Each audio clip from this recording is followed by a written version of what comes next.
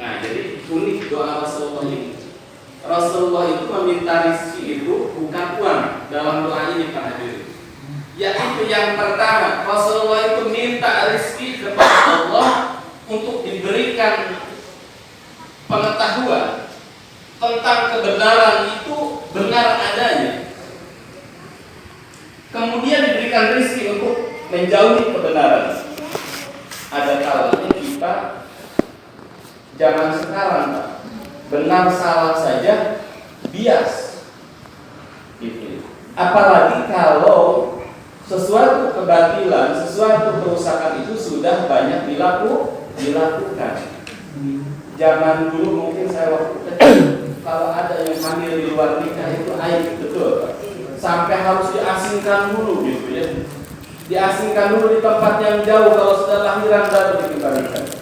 Tetapi sekarang makin banyak yang seperti itu, dianggapnya lumrah. Bahkan alhamdulillah bisa jadi suatu saat itu dianggap benar, alhamdulillah. Nah makanya Rasulullah itu doanya, Allahumma arinal haqqa haqqan. Ya Allah, tunjukkanlah yang hak itu hak adanya, warzuqna ittiba'ah, dan berikan rizki untuk mengikuti al-haq itu.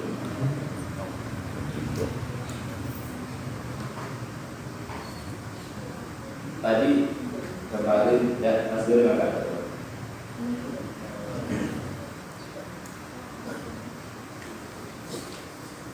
jadi memang anugerah kebenaran itu penting Pak, harus kita salah satunya lewat forum seperti ini kita itu supaya mengetahui mana benar mana salah gitu ya. Terus doa Rasulullah itu tadi warinal batil ya Allah, tunjukkanlah yang batil itu batil adanya dan berikan aku kekuatan untuk menjauhi kebatilan. Jangan sampai kita itu tahu ini janjiannya sing bener yang kayak kue, tapi yang angel. Ini janjiannya mah kayak mirip nakosi pakai riba, orang oli, tapi yang kriwen nanti.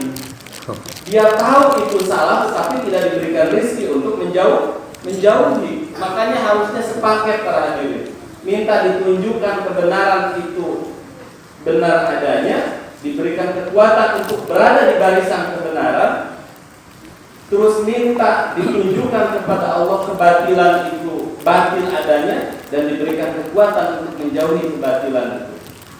Nah, inilah salah satu doa Rasulullah SAW. Kita mungkin masih sebatas meminta rezeki itu berbentuk tadi uang dan uang, tetapi Rasulullah levelnya sudah beda. Minta dipilihkan yang hak dan batil. Tidak hanya dipilihkan saja antara hak dan batil, tetapi bisa mengikuti kebenaran dan menjauhi kebatilan. Para hadirin, Bapak Ibu rahimakumullah, itu kaitan dengan rezeki. Berikutnya, kemarin pun saya ada bincang-bincang ini sama seseorang. Ini saya itu sangat Masya Allah gitu ya, ketika kita diberikan hidayah, diberikan apa namanya pemahaman sesuatu itu salah, kemudian bisa mengikuti, ini luar biasa kali. Kemarin saya ngobrol sama seseorang, dia itu hobinya laki-laki, hobinya jajan perempuan. Saya tanya, sekali ini berapa? 200 sampai 250 ribu. Itu di Kayuan sini, apa Kayuan di mana? Arah mereka warung katok, gitu. Jajan lagi. Itu senang jajan, Terus saya bilang gini, Mas, itu kan dosa, nggak boleh. Lah, anggap dosa kayak anggap nyolongnya dosa, anggap tinggal sholatnya dosa. Aku mau tuku, aku awet duit termasuk seket, oleh aku 11, gosing sama bonus itunya gitu. Ikhlas ridho, saling ada ikhlas ridho, itu katanya nggak dosa pada kita. Yang dosa mah maling sama ninggalin sholat katanya. Nah, dari sini saya Masya Allah ternyata ketika ketika kita oleh Allah diberikan tahu bahwa itu salah, kemudian kita bisa menjauh hal tersebut, ini satu perkara yang luar biasa. Tidak semua orang oleh Allah diberikan pemahaman yang benar. Tidak semua orang oleh Allah diberikan kekuatan untuk mengikuti kebenaran atau menjauhi kebatilan.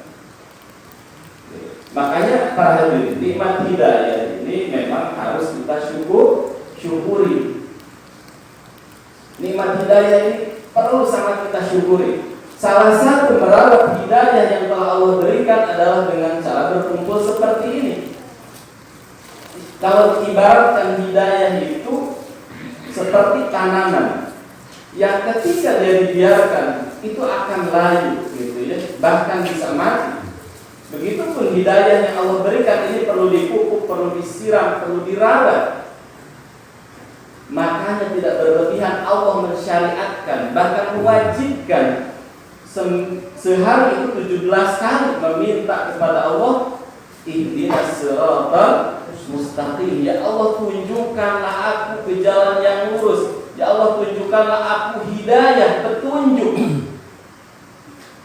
Karena hidayah ini rezeki yang sangat mahal para hadirin. Nah, harusnya kita itu bersyukur, kita bangga dengan hidayah dipilih oleh Allah menjadi seorang muslim. Sampai sekarang masih ditempatkan bersama barisan-barisan yang mendapatkan hidayah pula oleh Allah Subhanahu wa taala.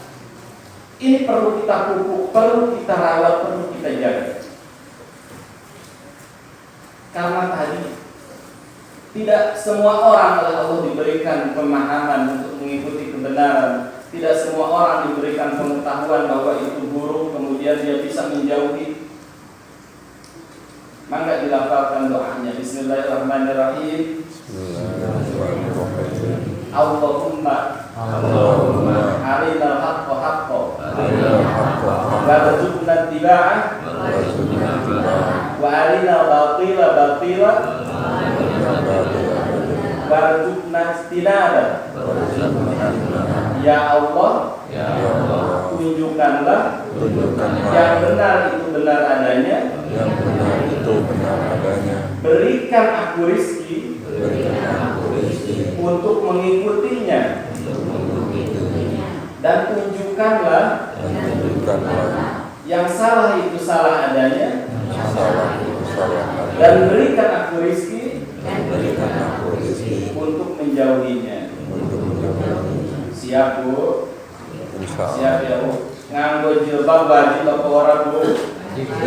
Tahu ya? Tadi udah ngedoa kalau untuk mengikuti pakai jilbab berarti. Jadi kalau masih teori ini berarti belum sungguh-sungguh. Jadi tadi Allahumma arinal haqqa haqqa, pakai jilbab itu wajib tinabah, gitu ya, supaya mengikuti betul-betul pakai jilbab. Gitu ya. Jadi tidak hanya tahu tetapi mampu mengamalkan para hadirin. Gitu ya. Ya, belajar sedikit-sedikit karena memang tabiat manusia itu tidak harus senangnya itu yang sedikit-sedikit. Beda kalau mu'alaf malah. Kalau mu'alaf itu biasanya sekaligus gitu ya. Kayak waktu itu saya sempat baca wawancaranya Mike Tyson. Mike Tyson itu diwawancara oleh si reporternya, why are you not smoking? Kenapa kamu tidak merokok? I'm a Muslim. Saya seorang Muslim. I'm not smoking. Saya tidak merokok. Nah kita Muslim lepas tepus bayar gitu ya.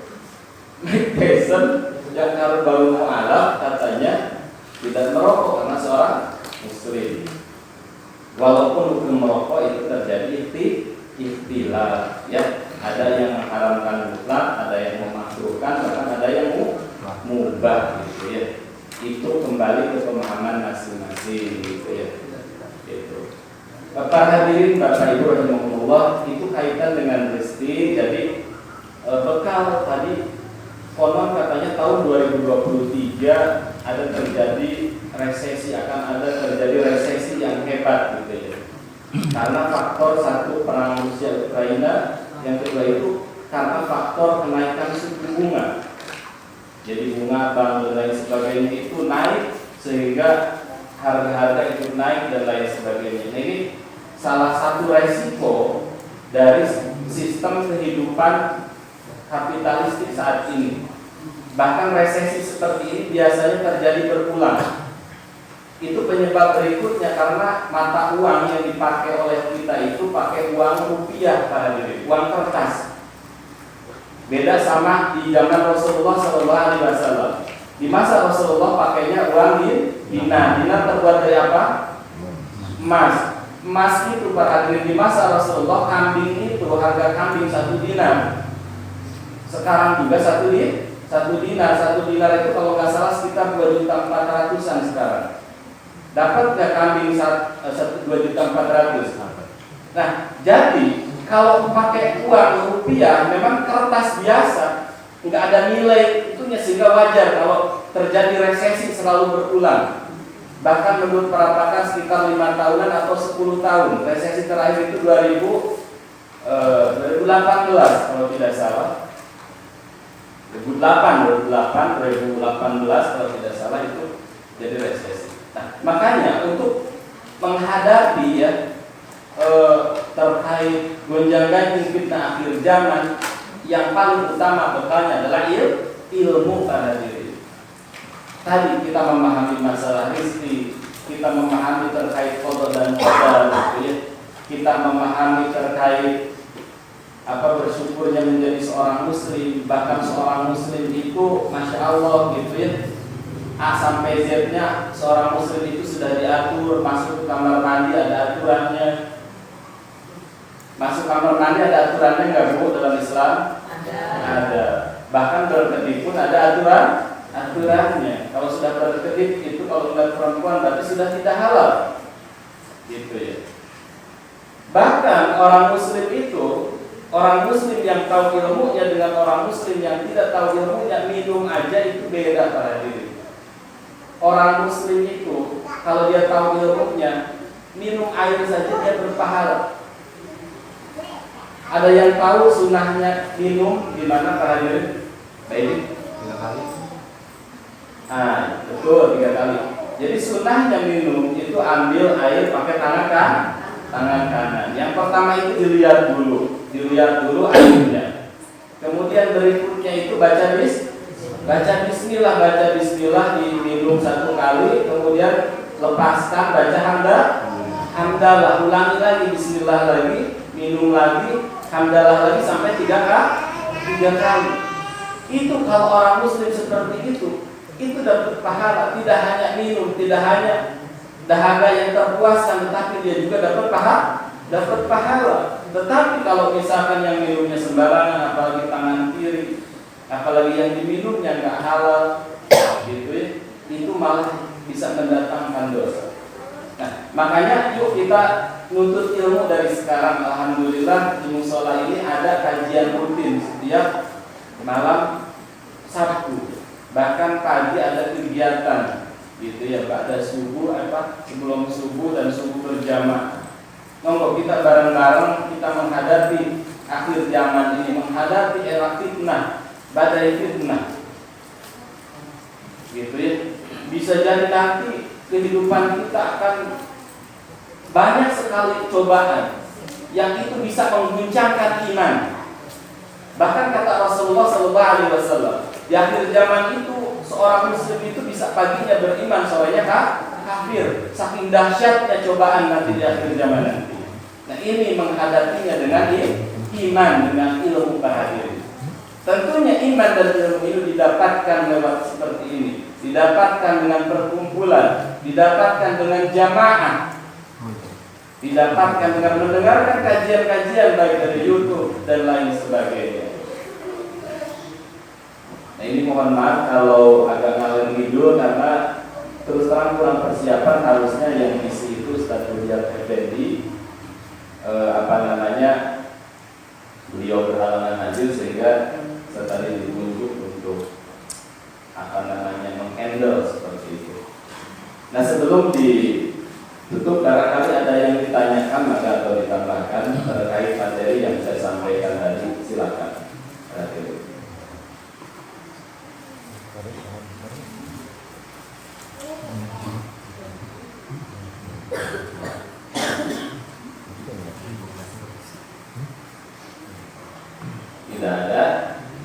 Tidak ada ya.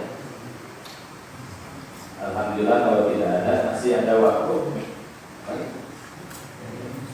Para hadirin rahimahullah, saat ini kita berada di bulan Rabiul Awal, yang mana kita tahu bulan Rabiul Awal ini merupakan bulan kelahiran Nabi Muhammad Sallallahu Alaihi Wasallam, sosok pribadi yang agung, sosok pribadi yang mulia, sampai dipuji oleh Allah, wa innaka la'ala khuluqin azim.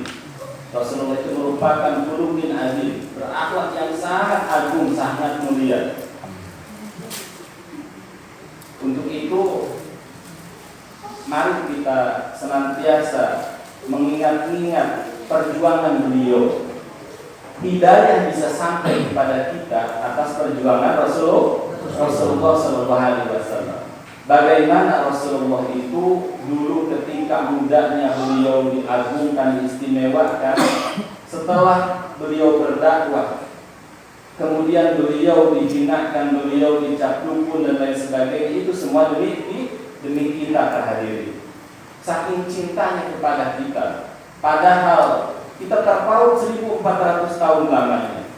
Nah, untuk itu bukan dalam rangka misalkan maulidan dan tidak maulidan, tetapi mari kita senantiasa ingat-ingat jasa Rasulullah Sallallahu Alaihi Wasallam.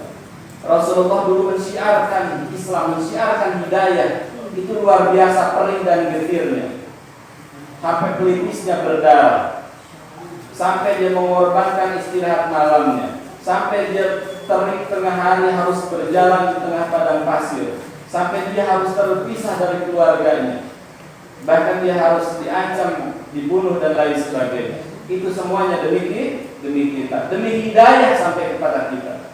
Nah, saat ini lagi-lagi rezeki hidayah sudah ada pada diri kita. Sebagai bukti tanda terima kasih kepada Rasulullah Sallallahu Alaihi Wasallam adalah kita terus berusaha lebih baik, terus berusaha lebih baik dan lebih baik. Gitu ya. Sedikit-sedikit kalau misalkan yang sholatnya masih bolong-bolong, mulai sholat wajibnya dilengkapi. Yang bacaan Al-Qur'annya masih geratal-geratul, mulai sering membaca Al-Qur'an, mulai dipelajari tahsinnya, mulai dipelajari tajwidnya. Kita evaluasi lagi, masih sama tidak 10 tahun yang lalu kita dengan diri kita saat ini. Kalau ada perbaikan, alhamdulillah. Kalau masih sama kualitas bacaan Al-Quran kita, kualitas khusus sholat kita, kualitas ilmu kita, kalau masih sama atau bahkan lebih buruk, itu hati-hati ya, jangan sampai kita meninggal dalam kondisi su'ul khotimah. Bahkan kata Rasulullah itu, kalau yang hari kemarin sama dengan hari ini termasuk orang yang bangkrut dan rugi pada hari ini. Nah, ini kalau sudah azan kita cukupkan. Barangkali insya Allah mudah-mudahan minggu depan Ustaz Buryat bisa hadir atau Ustaz yang lainnya, supaya kajiannya lebih bermakna lagi, lebih berbobot lagi. Ini mohon maaf kalau tadi ada sedikit kalau tidur. Kita tutup dengan bacaan hamdalah dan doa kafaratul majelis. Alhamdulillahirabbil alamin. Subhanallah wa bihamdika asyhadu an la ilaha illa